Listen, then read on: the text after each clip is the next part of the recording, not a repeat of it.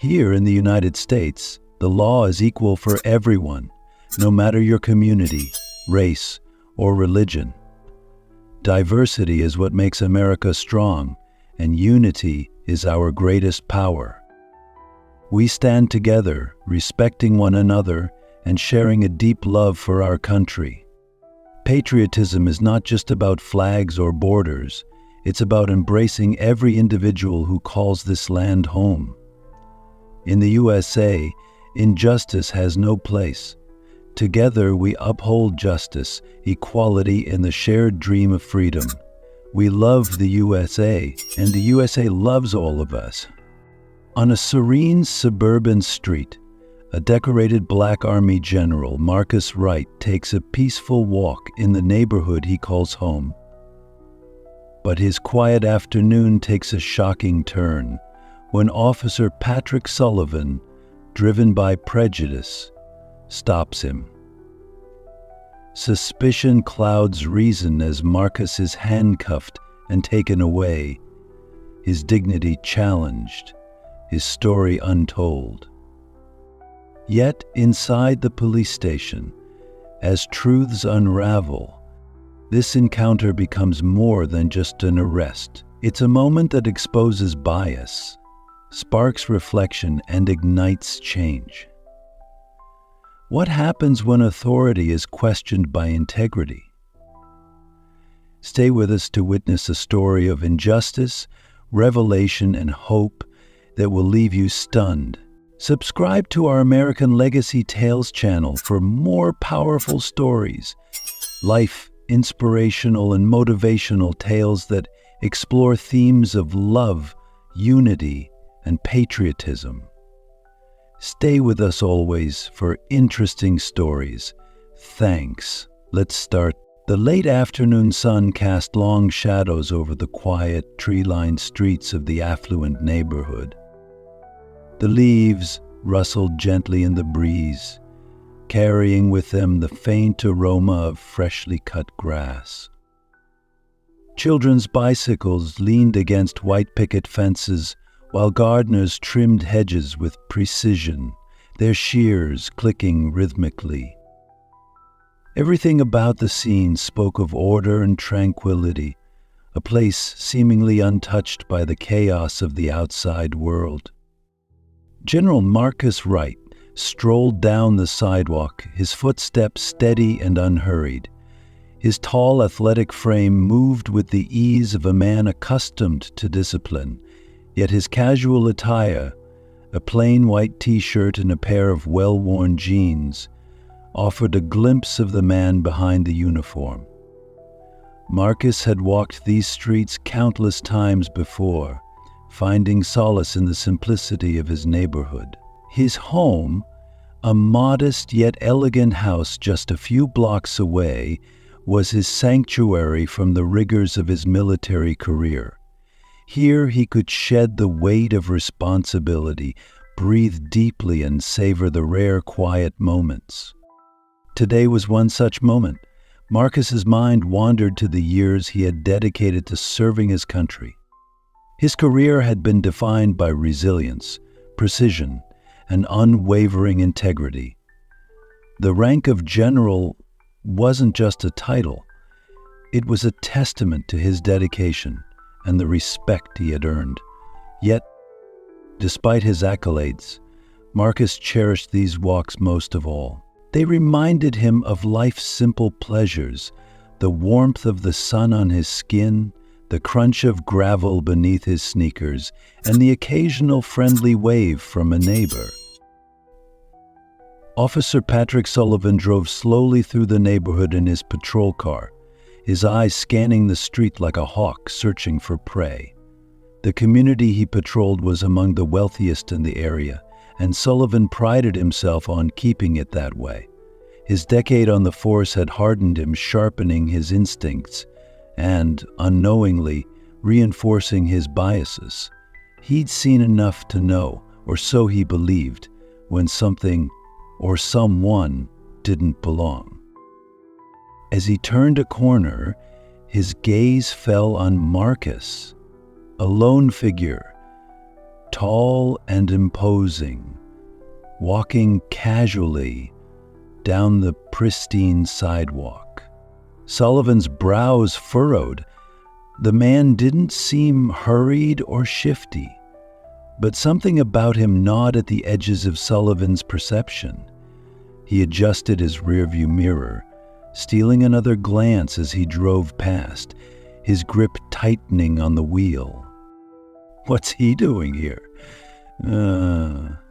What's he doing here? Sullivan thought to himself.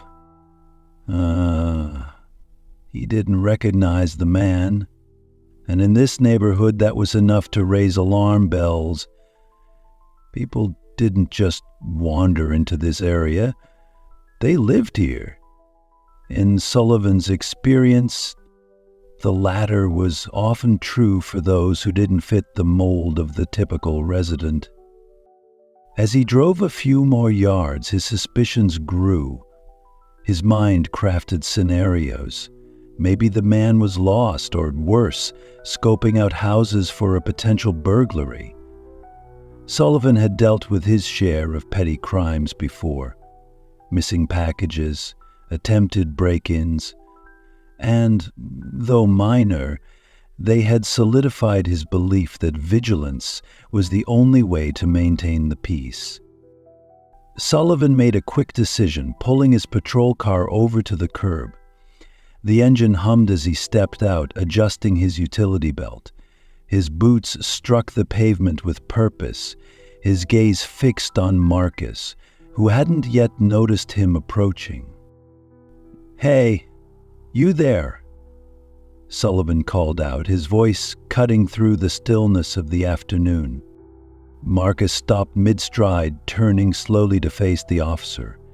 His calm, steady eyes met Sullivan's, and for a moment, neither man spoke. There was no fear in Marcus's expression, only a quiet curiosity. "Yes, officer. Is there a problem?" Marcus asked, his voice measured and polite. Sullivan took a moment to assess the man up close. Tall, broad-shouldered, and composed, Marcus exuded an air of authority that didn't sit well with Sullivan. He couldn't quite put his finger on it, but something about the man's calm demeanor made him uneasy. It wasn't the reaction he expected or was accustomed to. "What are you doing here?" Sullivan demanded, his tone sharp and probing. Marcus raised an eyebrow, his composure unshaken. "I'm taking a walk," he replied simply. "Is that not allowed?" Sullivan's jaw tightened. The calmness in Marcus's voice only fueled his suspicion. This wasn't how people usually responded to his questions. They were nervous, stammering, trying to explain themselves. But not this man. He stood there, steady and unbothered, as if he belonged. "This is a private neighborhood?" Sullivan said, his voice laced with an unspoken accusation. "I've been patrolling these streets for years, and I've never seen you here before." Marcus sighed, his patience evident. I've lived in this neighborhood for several years, officer. My home is just a few blocks away." The answer caught Sullivan off guard, but he didn't let it show. He scanned Marcus's attire again, searching for anything out of place, something to justify his unease. "I'm going to need to see some ID," Sullivan said. His hand instinctively moved toward the radio clipped to his shoulder. Marcus hesitated for a moment, not out of defiance, but from the weariness of a man who had experienced this too many times before. Slowly, he reached into his pocket, retrieving his wallet and handing over his identification without a word. Sullivan took it, his eyes scanning the name and address. General Marcus Wright. The name clicked faintly in Sullivan's mind, but he didn't let himself dwell on it. His gaze flicked to the address, confirming it was local. But even then, the pieces didn't align in his mind. It wasn't just about the address. It was about what Marcus represented, something that Sullivan couldn't quite articulate, but felt the need to challenge nonetheless. "Stay right here," Sullivan ordered, clutching the ID as he turned toward his patrol car. Marcus remained still, his eyes calm but watchful, as Sullivan walked away, his boots striking the pavement with a sense of authority that, for once, felt misplaced. The quiet of the neighborhood was pierced by the sharp edge of Officer Patrick Sullivan's voice as he stood face to face with Marcus Wright. His stance was firm, his eyes narrowing as they scanned the man in front of him, searching for something, anything, that might confirm the suspicion that had been gnawing at him. "What are you doing here?" Patrick repeated, his voice edged with authority. Marcus met the officer's gaze evenly, his expression calm and measured.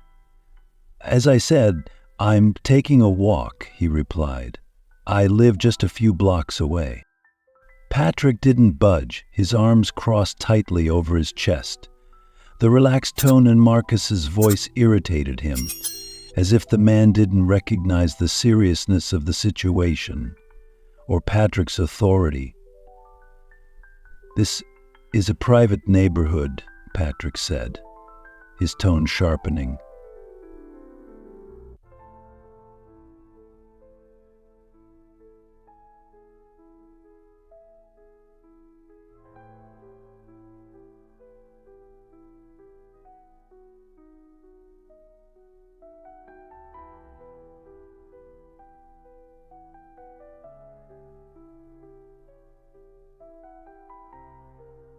The relaxed tone became more serious.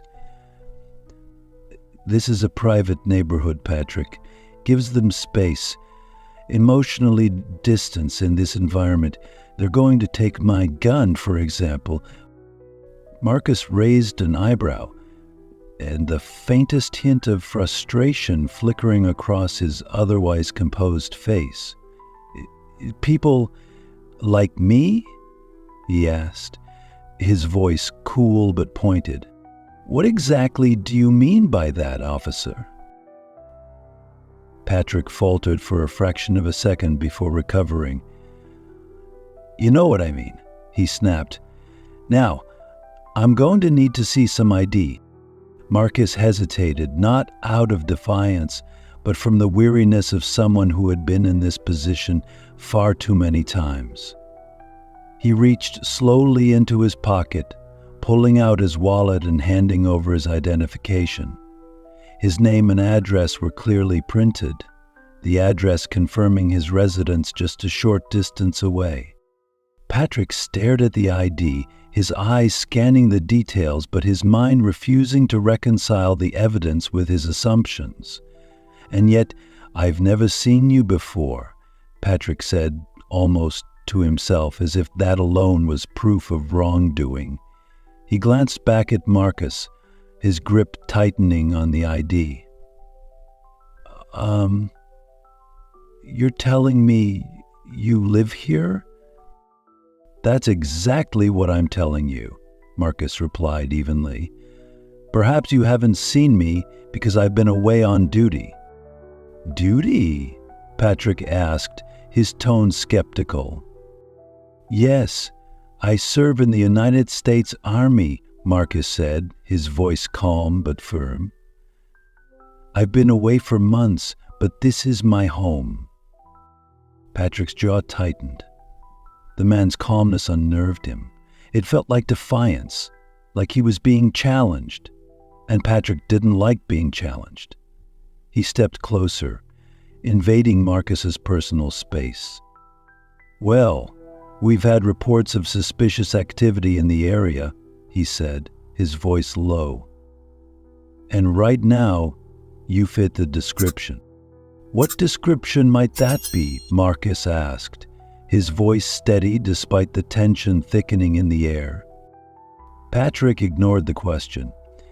"I'm going to need you to stay right here while I verify this," he said, turning on his heel and heading toward his patrol car.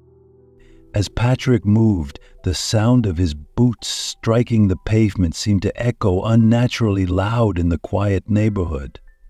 Marcus stood where he was, his shoulders squared and his expression neutral, though his mind raced. He was no stranger to moments like this, but the blatant disrespect, the refusal to acknowledge the truth in his ID gnawed at him. The scene hadn't gone unnoticed. A middle-aged woman across the street had paused her gardening, her hands gripping the handle of her shovel as she watched intently. Further down, a man with a watering hose stood frozen, the water pooling at his feet. A woman walking her dog had stopped entirely, her phone tilted just enough to discreetly record the interaction. The tension was palpable, the quiet murmurs of neighbors mingling with the silent cries of the wind in the trees. Patrick returned, the ID still in hand, but his expression unchanged. "Clean record," he muttered, almost begrudgingly, "but that doesn't mean you're off the hook. We'll sort this out back at the station." Marcus's brow furrowed. "Are you serious? I haven't done anything wrong." Patrick's patience snapped. "I'm not here to debate with you," he barked. "Turn around and place your hands behind your back." Marcus remained still for a moment, his calm exterior hiding the storm brewing inside. He knew better than to resist, understanding the consequences of doing so could be far worse than the injustice of compliance. Slowly, he turned and complied with Patrick's orders. The click of the handcuffs locking into place echoed through the street, sharper and louder than any other sound. Marcus felt the cold metal bite into his wrists, but kept his composure. His calm stood in stark contrast to Patrick's escalating aggression, a fact not lost on the small group of neighbors now gathered at their windows and lawns, their faces etched with a mix of confusion and concern. "You're making a mistake," Marcus said quietly as Patrick tightened the cuffs. "That's for me to decide," Patrick shot back, guiding Marcus toward the patrol car. The woman with the dog adjusted her angle slightly, ensuring she captured every moment of the encounter. She didn't say anything, but her wide eyes betrayed her disbelief at what she was witnessing. Across the street, the gardener whispered something to her husband, who had come outside to join her, both of them watching with a growing sense of unease. Marcus stepped into the back seat of the patrol car, his movements careful and deliberate. As Patrick slammed the door shut, the sound reverberated like a gavel striking a courtroom desk. Inside the car, Marcus sat still, his hands cuffed behind him, his eyes fixed straight ahead. He could feel the weight of the neighbors' gazes on him even through the tinted windows, but his focus remained on one thought. This wasn't over. Patrick climbed into the driver's seat, the engine roaring to life. As he pulled away from the curb, the neighbors slowly returned to their activities, their faces still marked with shock and discomfort. The woman with the dog lowered her phone, but didn't stop recording. The recording, she knew, might be the only truth left once this story unfolded. At the station, Patrick Sullivan walked into the fluorescent-lit booking area with a firm grip on Marcus Wright's arm. The quiet hum of office chatter halted as officers glanced up from their desks. Their curiosity piqued. Patrick moved with an air of determination, but his stern demeanor did little to mask his unease. Inside, a gnawing doubt lingered, a quiet voice warning him that he might have crossed a line. Marcus, though calm on the surface, felt a simmering frustration beneath his composed exterior. He followed Patrick's lead into a holding room where the officer motioned for him to sit. The metal chair scraped against the floor as Marcus complied without protest. Patrick stood stiffly by the door, avoiding Marcus's gaze as he prepared the booking paperwork. Marcus's mind churned. This wasn't the first time he had encountered racial profiling, but the brazenness of being arrested in his own neighborhood, a place he had called home for years, was galling. He thought of the many soldiers he had commanded, of the values he had instilled in them: respect, discipline, and justice. The irony of being denied those very principles was not lost on him. As Patrick stepped out to file the arrest, Sergeant Laura Bennett entered the scene. A woman in her late 40s, with sharp eyes and an air of authority, Laura was known for a no-nonsense approach and commitment to fairness.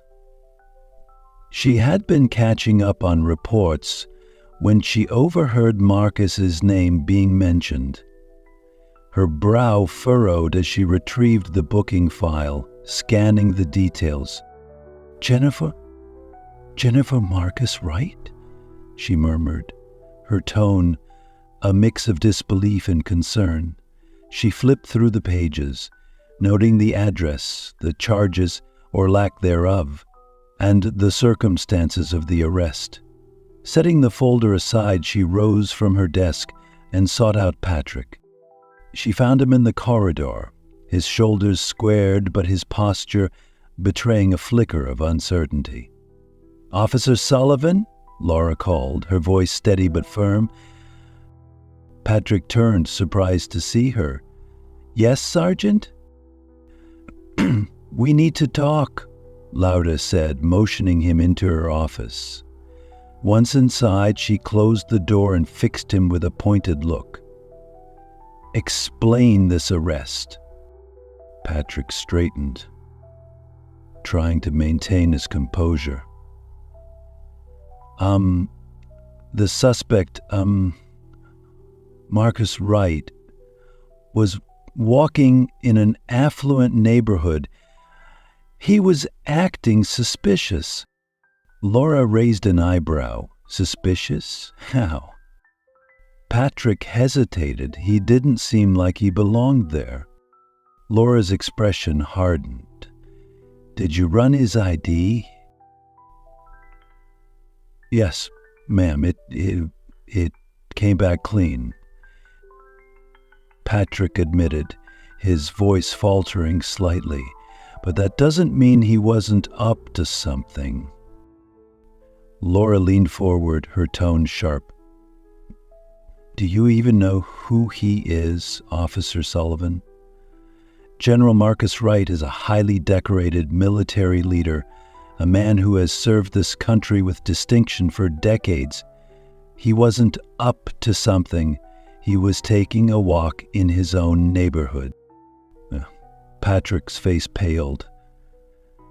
I didn't know," he stammered. "He didn't tell me." "Shouldn't have to," Laura snapped, cutting him off. "Do you realize the implications of what you've done? You arrested a man, not for his actions, but for how he looked. Do you understand how dangerous that is? How much trust it erodes?" Patrick's discomfort was evident. He shifted on his feet, struggling to find the right words. I was just doing my job," he said weakly. "I thought I was protecting the community." "No," Laura said firmly. "You let your biases guide you. That's not doing your job. That's failing it."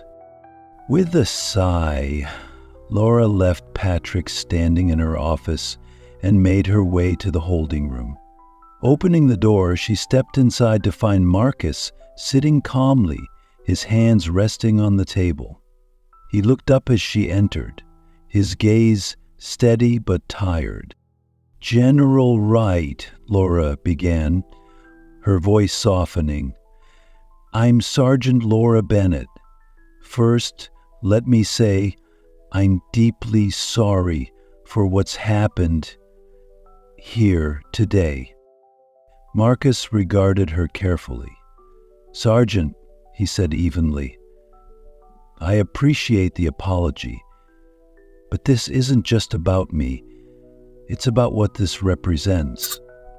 This isn't the first time I've been judged unfairly, and it won't be the last." Laura nodded, her expression earnest. "You're right, and I won't insult you by pretending otherwise. What I can do is make sure this mistake is addressed properly and that lessons are learned." She motioned for Patrick to enter the room. He walked in hesitantly, his usual confidence replaced by visible discomfort. Standing a few feet from Marcus, he avoided direct eye contact. "General Wright," Patrick began, his voice low.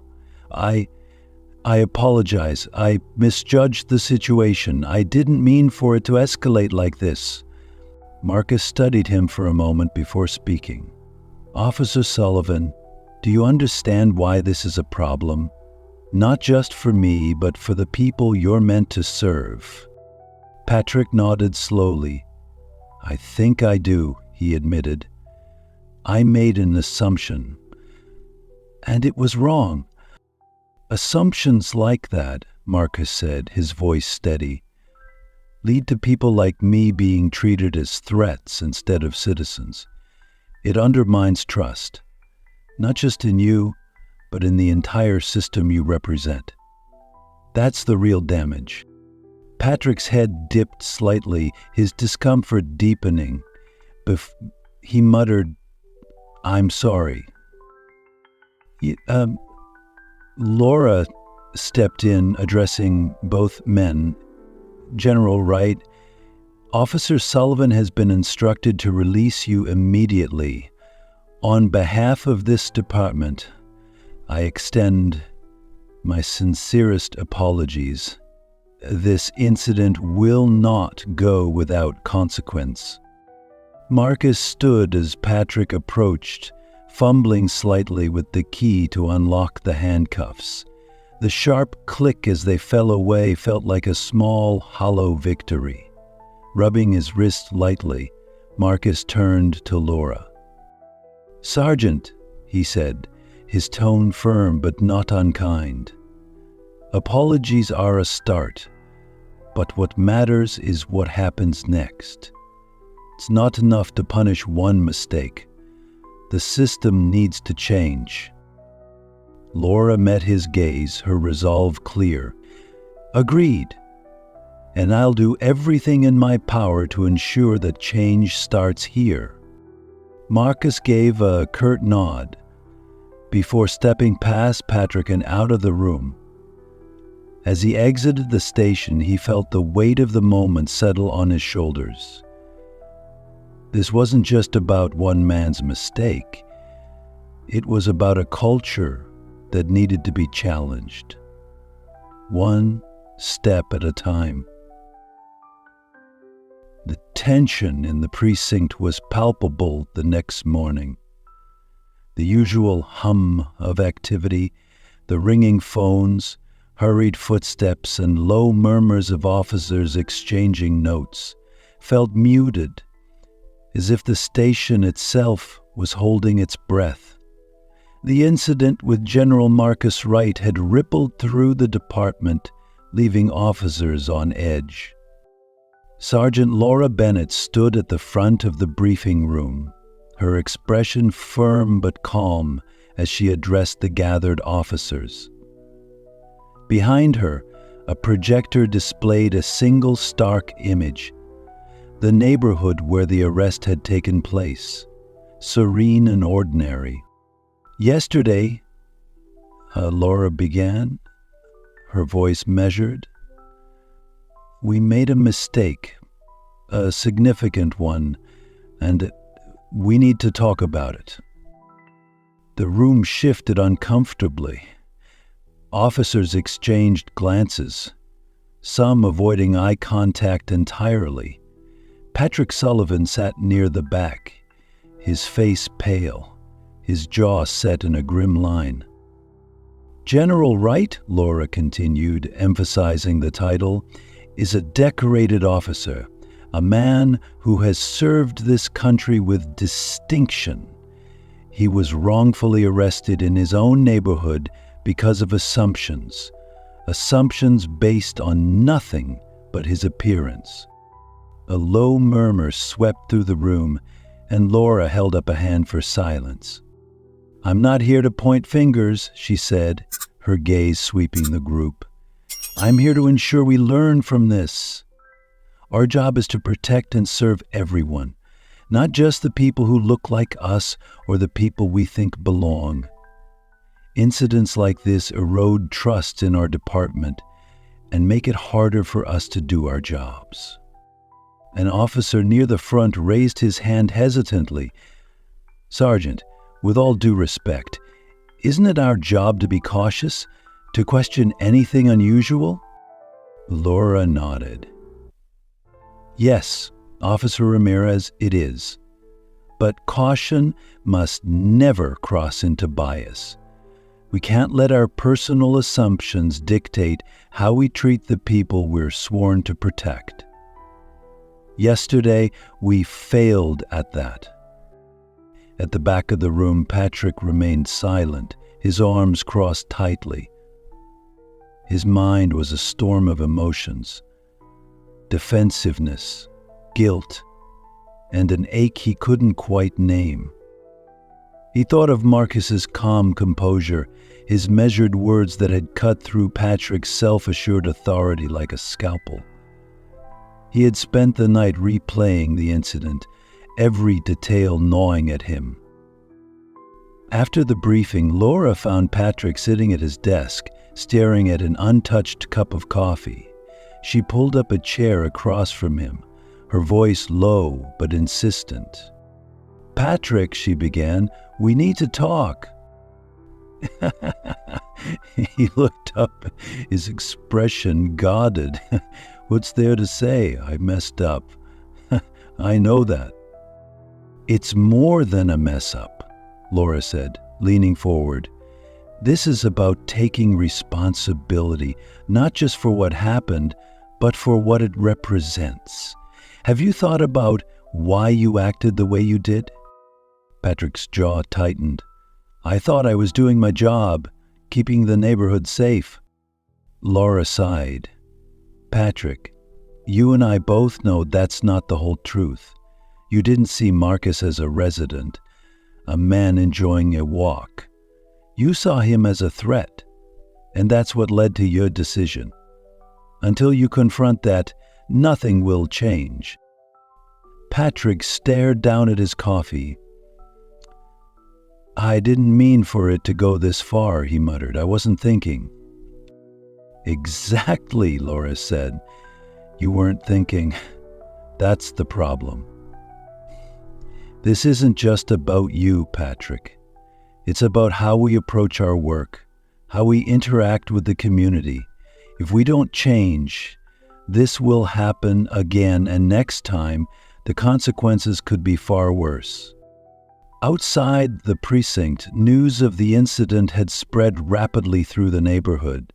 Whispers turned into conversations, and conversations turned into outrage.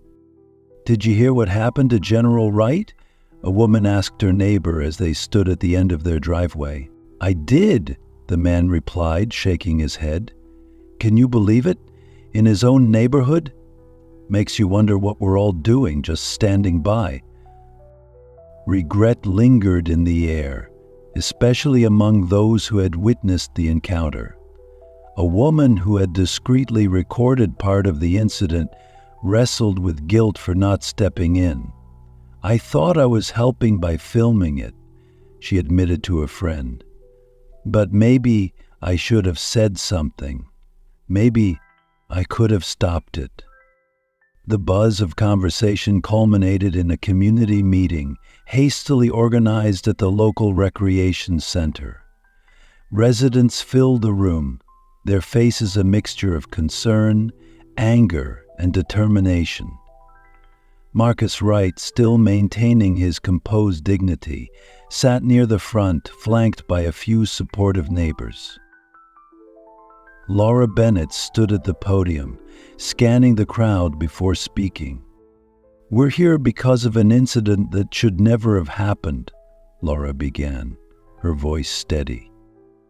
"It was a failure on our part, and for that I take responsibility.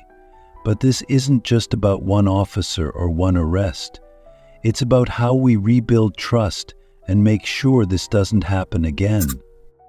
The crowd murmured in agreement, and hands shot up near the back. It belonged to a middle-aged man in a baseball cap. "How do we know this won't just get swept under the rug?" he asked. "We've heard promises before." Laura nodded. "That's a fair question. Accountability starts here. We've launched an internal review, and Officer Sullivan has been suspended, pending the outcome. But more importantly, we're committing to new training programs, regular community forums, and an open-door policy for concerns. Change takes time, but it starts with action. When Marcus spoke, the room fell silent. His voice was calm, but his words carried the weight of lived experience. "What happened to me wasn't new," he said. "It's a reality many people face every day. But I'm here tonight because I believe change is possible. It starts with conversations like this, with people willing to listen and learn." The room erupted into applause, a mix of solidarity and hope. As the meeting ended, neighbors approached Marcus, shaking his hand and offering words of support. One young boy, no older than 12, tugged at Marcus's sleeve. My dad says you're a hero," he said shyly. "I think so too." Marcus smiled, placing a hand on the boy's shoulder. "Thank you," he said gently. "But real heroes are the ones who stand up for what's right. That can be you too." As Marcus left the center that evening, he felt a glimmer of hope. The road to change was long, but the first steps had been taken. Conversations were happening, and minds were beginning to shift. For the first time in a long while, Marcus allowed himself to believe that progress was possible. The aftermath of the incident was marked by an undeniable shift in the atmosphere of the police department. Patrick Sullivan's suspension was not merely a disciplinary action, it was a signal, a line drawn in the sand. Sergeant Laura Bennett, having taken immediate control of the situation, stood before the officers in yet another briefing, her voice resolute as she outlined the changes that were about to unfold. "Starting today," she announced, "all officers will undergo mandatory training in racial sensitivity and de-escalation tactics. These sessions are not optional. They are a part of your duty, just like patrolling these streets." The room was silent, the weight of her words settling over the officers like a heavy blanket. Some nodded in agreement, while others shifted uncomfortably in their seats. Laura knew change wouldn't come easily, but she also knew it was necessary. "This isn't about one incident," she continued. "It's about how we approach our jobs, how we interact with the community, and how we rebuild the trust we've lost. This department will be transparent in our efforts moving forward. Regular community forums will be held to ensure an open dialogue between officers and residents." The announcement of forums was met with mixed reactions. For officers like Ramirez, who had already begun reflecting on his own biases, it felt like a necessary step. For others, it was a harder pill to swallow. But Laura was determined. She knew the road ahead would be bumpy, but she was willing to navigate it. Meanwhile, Marcus Wright found himself thrust into an unexpected role. What had started as a quiet walk through his neighborhood had turned into a platform for change. He received invitations from community leaders, activists, and even law enforcement agencies eager to hear his story. Marcus was hesitant at first. Speaking about the incident meant reliving it, but he also saw the opportunity it presented, a chance to turn his personal experience into a catalyst for systemic change. The first of these invitations was from a local community forum organized in collaboration with the police department. The room was packed with residents, officers, and reporters, all eager to hear Marcus speak. Laura introduced him with a brief but heartfelt acknowledgement of his service and the courage he had shown in handling the incident with grace. Marcus took the stage, his tall frame commanding attention. The room fell silent as he began to speak, his voice steady but firm. "What happened to me wasn't unique," he said. "It's something that happens to countless others who don't have the same platform to speak out. But I'm here today not to point fingers, but to advocate for change." He spoke about the pain of being judged solely on his appearance, about the importance of empathy in law enforcement, and about the need for communities to work together to address these issues. "Bias, whether implicit or explicit, is a dangerous thing," he continued. "It erodes trust, it divides us, and it puts lives at risk. We must confront it head on, not just in our police departments, but in our homes, our schools, and our workplaces." The audience was captivated. Some nodded in agreement, others wiped away tears, and a few officers shifted uncomfortably in their seats, their own biases laid bare by Marcus's words. When he finished, the room erupted into applause, a standing ovation that lasted several minutes. Patrick Sullivan sat in his apartment that evening watching a recording of Marcus's speech. He had avoided attending the forum, unsure if his presence would be welcomed or appropriate. But as he listened to Marcus's words, he felt a pang of guilt so sharp it made his chest ache. Marcus wasn't angry, Patrick realized.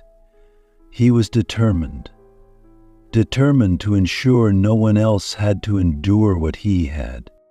The next morning, Patrick showed up at the station early.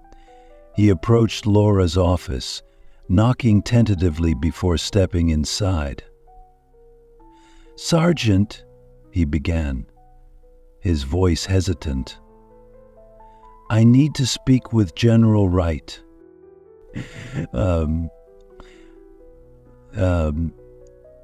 Laura looked up, her expression unreadable. "Are you sure, Patrick? This isn't about clearing your conscience. It's about owning up to what you've done. I know, Patrick replied, and that's why I need to do it. Later that day, with Laura facilitating the meeting, Patrick sat across from Marcus in a quiet room. The tension was thick, but Marcus's calm demeanor helped ease it slightly. Patrick took a deep breath, his hands clasped tightly in his lap. "General Wright," he began, his voice trembling slightly. "I owe you an apology. What I did was wrong. I made assumptions about you, about your intentions, and I let those assumptions guide my actions. I can't take back what happened, but I want you to know I'm committed to changing. I need to be better." Marcus studied Patrick for a long moment, his expression thoughtful. "Apologies are a start," he said finally. "But real change comes through actions, not words. If you're truly committed, you'll use this as a lesson, not just for yourself, but for others." "I will," Patrick promised, his voice firm. "I swear, I will." The incident didn't just resonate locally. It sparked a much larger conversation. News outlets picked up the story, framing it as both a cautionary tale and a call to action. Social media was flooded with posts about Marcus's speech, with hashtags like "Justice for All" and "Bias in Policing" trending for days. Marcus's calm yet powerful words became a rallying cry for those advocating for police reform. Marcus embraced his new role as an advocate, partnering with community leaders and law enforcement agencies to create long-term solutions. He worked on mentorship programs for young officers, emphasizing the importance of empathy and community engagement. He also collaborated with policymakers to review and revise practices that allowed racial profiling to persist. In the neighborhood, things began to shift. Regular community meetings fostered dialogue and understanding between residents and police officers. Trust, though slow to rebuild, began to take root. Residents who had once seen officers as enforcers now saw them as allies. Months later, at a follow-up community forum, Marcus stood side by side with Laura and Patrick, addressing a room full of residents and officers. Patrick shared his own reflection, his voice heavy with sincerity. "I was wrong," he admitted.